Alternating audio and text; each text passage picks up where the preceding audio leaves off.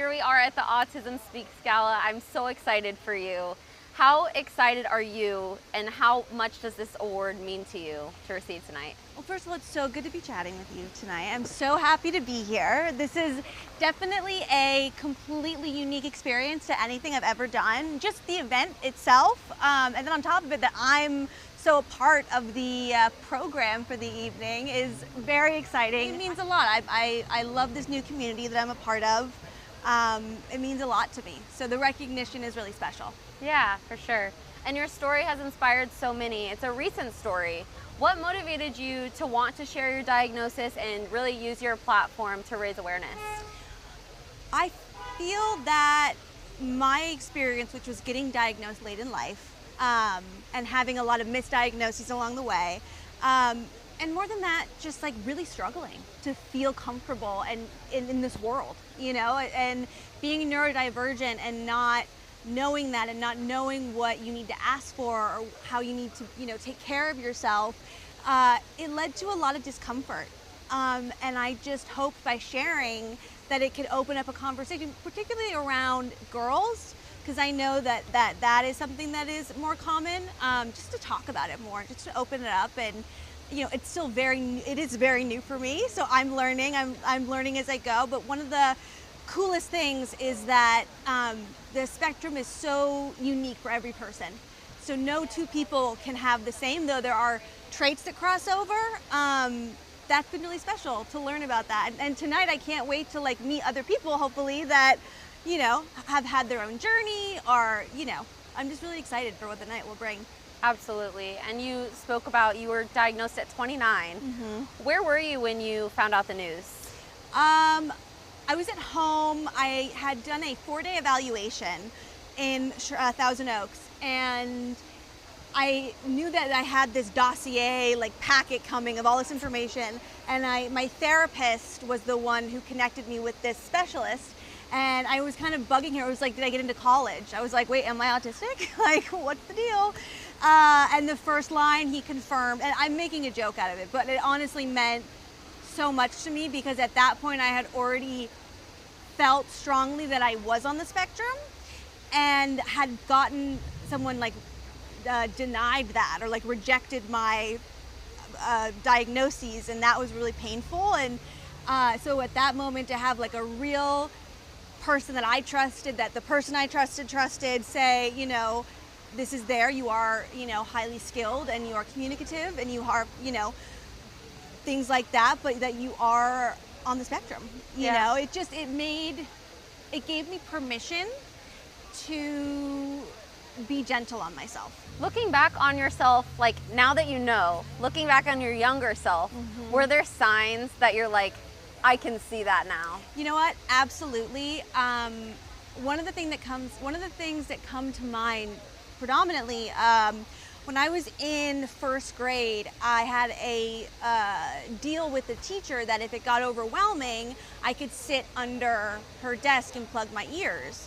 And I just remember things like that having to happen, and there not really being a link of where all that was coming from, but it was so much sensory, as well as I really struggled with food. I was a picky eater, but it's more than a picky eater. I have ARFID, which is actually very common in people on the spectrum, but it was just a sensory issue, and it was the way the temperature or people around me, claustrophobia, and all of these things I thought made me dramatic or demanding or high maintenance. So it also getting my diagnosis, it's changed my life, because it's allowed me to have such self-love and like self-forgiveness and tenderness. Yeah. And you talked about how you've been misdiagnosed many times.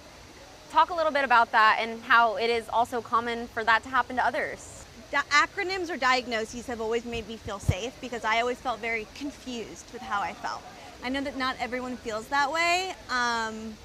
You know, at the risk of sounding like I love a diagnosis and it's, you know, poster child, having vocabulary and context for what you're experiencing when the alternative is to feel so isolated and uncomfortable and alone, I think is really special. And since finding out, have you been able to find community within the neurodivergent space? I have. I actually invited a friend of mine here that I've met who, she is not on the spectrum officially, but her challenge is with ARFID. She's 8 years old. She's my friend Hannah. And she does these videos where she tries food because food is really scary for her, and I have the same issue. And honestly, I would say meeting Hannah has been such a wonderful experience because, one, I feel like I'm seeing this younger version that has so much self-acceptance versus being so embarrassed of what she needs. And also, I have to say, social media can be a really welcoming place. I've learned a lot about this community through social media as well, but at the same time, I'm so fresh to it, and there's so much that I'm going to get to learn, and that's what I'm really excited for. Yeah, absolutely. When you found out this diagnosis, how did it completely just change your perception and give you clarity in your life? When I got my diagnosis, I would say what changed, and it was that I didn't feel wrong. I didn't feel broken anymore. I didn't feel like the things that I struggled with were challenges. You know, I had a lot of negative self-talk, and I had a lot of perceptions about myself. And when I realized that, like, I wasn't lazy, it was just burnout. Like, it was a vocabulary and a toolkit for something that I had struggled with, completely exposed my whole life. There was grief also that I didn't get diagnosed earlier, particularly because I've been, even as an early adult, in situations where someone probably should have noticed. So, you know, there was a mixed emotions there. And really, like, it made me appreciate the side of myself that I know is very different. And I thought that was wrong, and now I just bring it in and accept it as much as I can. Yeah, that's beautiful. And talk a little bit, you said you were a little nervous to share the news. Why were you nervous? I was nervous initially. The first feeling I was nervous about, before I said anything to anyone, the feeling was someone's going to deny this or take this away from me, or someone's going to negate it. And so there was this immediate sense of relief, and then fear that, wow, I know how much this means to me. But then when I began sharing it with my friends and my family, it strengthened and brought all of our relationships even closer and more, just in a better space, you know? Yeah. That's awesome. And like you said, you have strengthened your relationship with your family and your friends. What were the emotions that you experienced sharing with them, and how did this impact your family life? I would say that their impact has been more so on the sensitivity of my family members, like the checking in, the frequency of saying, are you okay, is this okay? But I didn't want too much to change. I don't think that a diagnosis means, you know, you have to unroll your world. But I really asked that they would have sensitivity of checking in. And they have done that, and because sometimes it's hard for me to give myself the permission to not go to something. If I go to something, to have to wear headphones, to have to cover my eye, like, there are all these things that I was so embarrassed about, and to have my family there, there's a normalizing of it that makes it feel safe, you know. And it just was the puzzle piece that was missing, you know. It was like really. It just created a sense of safety in myself.